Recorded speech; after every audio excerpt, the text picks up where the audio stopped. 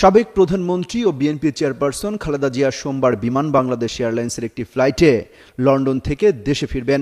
ওই ফ্লাইটে দায়িত্ব পালনের কথা থাকলেও মধ্যরাতে সরিয়ে দেওয়া হয়েছে 2 কেবিন ক্রুকে। তারা হলেন আল কুবরুন নাহার কসমিক ও মোহাম্মদ কামরুল ইসলাম বিপন। বিমান সূত্র জানায়, নিরাপত্তাজনিত শঙ্কা ও রাজনৈতিক সংশ্লিষ্টতার অভিযোগের ভিত্তিতে এই সিদ্ধান্ত নেওয়া হয়েছে।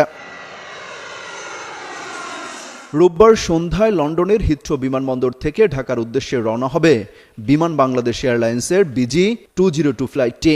ফ্লাইটে খালেদা জিয়া সহ তার পরিবারের সদস্য ও বিএনপির শীর্ষ নেতারা থাকবেন।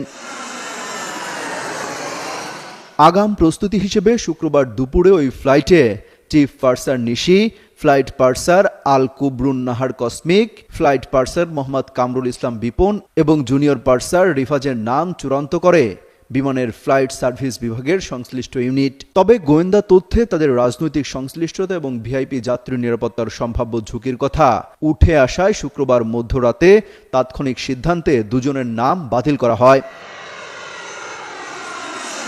ফ্লাইট সার্ভিস বিভাগ তাদের নাম অন্তর্ভুক্তিকরণ ও পরে ফ্লাইট থেকে সরিয়ে দেওয়ার বিষয়টি নিশ্চিত করেছে।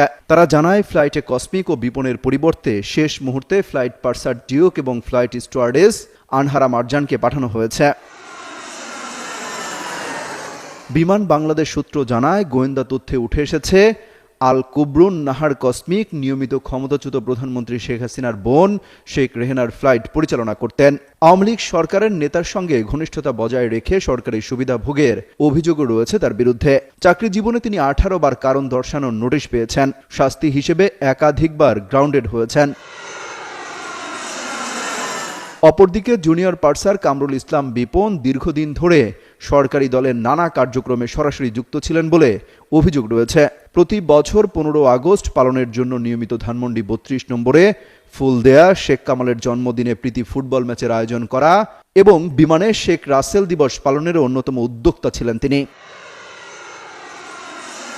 বিমানের মহাব্যবস্থাপক বসরা ইসলাম বলেন, তাদের সরানো হয়েছে এমন কিছু এই বিষয়ে আমার কাছে তথ্য নেই। বিমানের সংশ্লিষ্ট বিভাগ নানা কারণে কাউকে ডিউটি নাও দিতে পারে বা রিশিডিউলিং হতে পারে, এটা খুবই স্বাভাবিক। অমিত হাসান রবিন, যুগান্তর নিউজ।